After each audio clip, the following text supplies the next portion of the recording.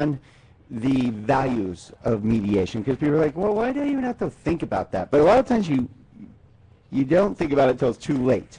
But there's also so much other values other than just resolving disputes. It's also there's a cost. There is. It's like some other things, you know, like my law practice, my bankruptcy practice. If people would just come to me months ahead of time. Yeah, we keep telling you out there. They can avoid so much trouble. And it's the same thing with mediation. Before people really dig their heels in and they each get in their trenches, and there's the Maginot Line that's set up, for those of you who remember First World War history. You know, it's really important to reach out to a disinterested third party, because if you are able to resolve things before litigation, you're talking about saving yourself thousands and thousands and thousands of dollars. And sometimes the dispute is as simple as, all I want is an apology. I've heard that many times. Serious. You know, I've had many Sorry, cases. I can't do that. No. I've had many cases where, you know, you've had individuals on other sides, and, well, what are you really looking for? An apology. Wow, just as simple as that. Really?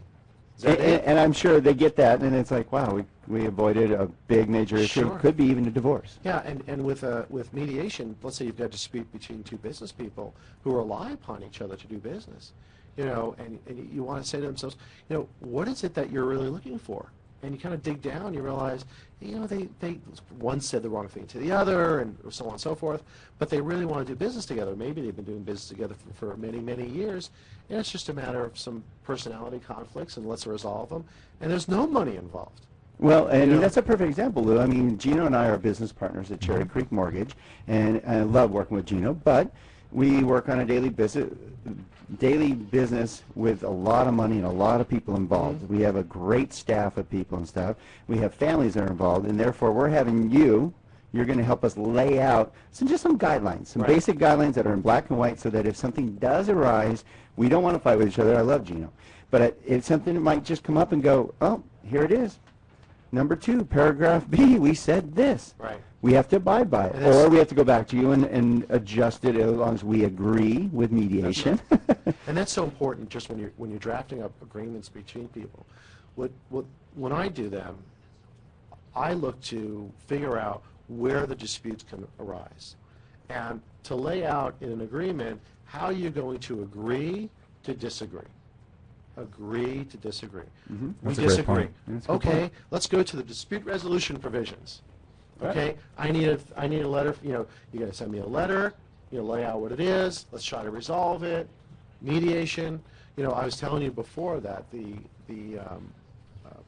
instructors for the program, they were involved with the farmers' field. Yeah, listen to this one, everyone. You have to listen to this. This is a great story, because this hits home right here in L.A. and hits me as a sport junkie. Well, it's important because in a situation like that, you have all these various stakeholders.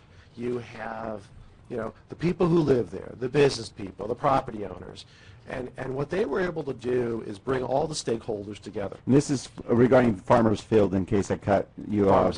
Farmers Field, right. Yeah, which not everybody knows what Farmers Field is, but that's the proposed football stadium here in L.A. Right. Next to the convention center. Yeah. In place of the convention. In place of, right. In place of partially. Partially. Yeah.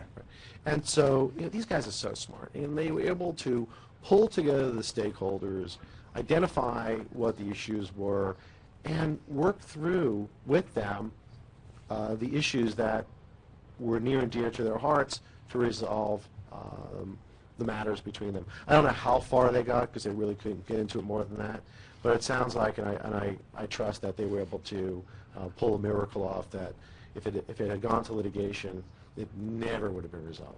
Well, and therefore we may not end up with a farmer's field, because it'd just be tied up in litigation and costs. And the costs get so exorbitant,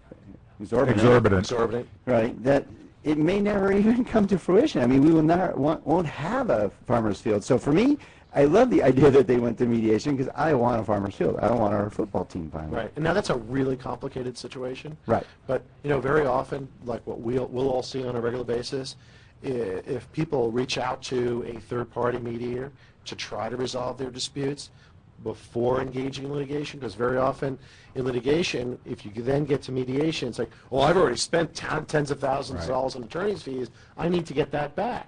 Right. Right?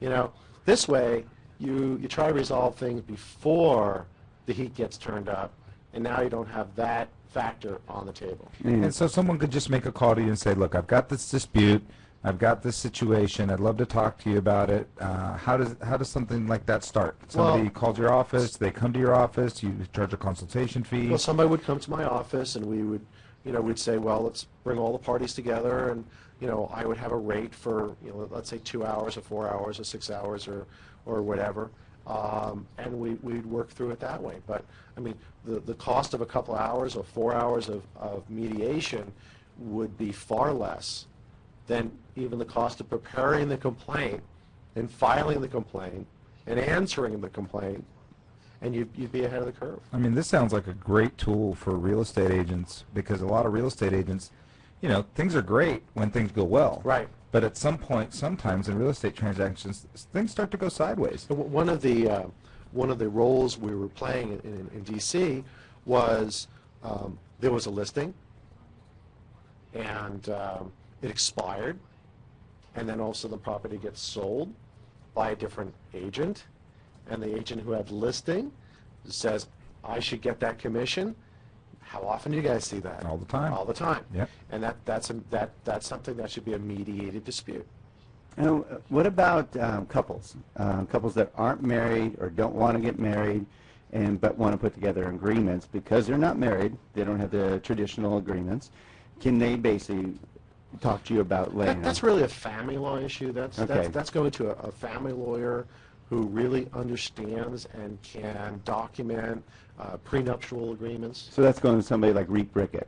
Sure. Okay, because I know they're strong. Jim is amazing at what he does. Yeah, I just spoke with them recently, and he said 40% of his cases now are actually mediation, basically, between parties that don't want to get married. 40%. Oh, interesting. Yeah, I didn't know that. Actually, that's a great point, because so many times, especially right now, mostly young people are purchasing homes as fiancés or as boyfriend and girlfriend.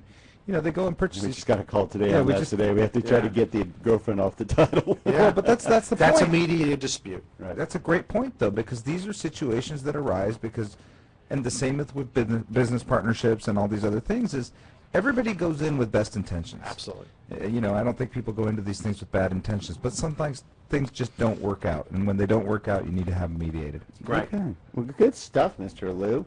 So we talked about quite a few things. Now, what's the best way to get a hold of you? Just go to esbinlaw.com? Esbinlaw.com. Got my contact page in there.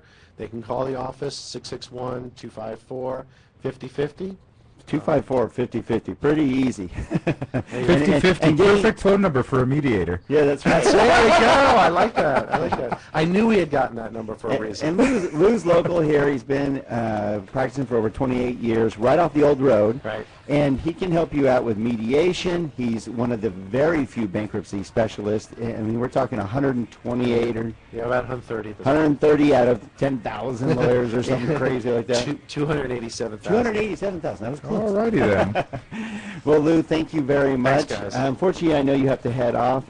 We can keep going on this. Make sure you stay tuned, because we're going to go on our Word on Wealth and recap some of the great information that Lou just shared with us. Thanks a lot, Lou. Thanks, guys. All Appreciate right, it. we'll be right back. All right.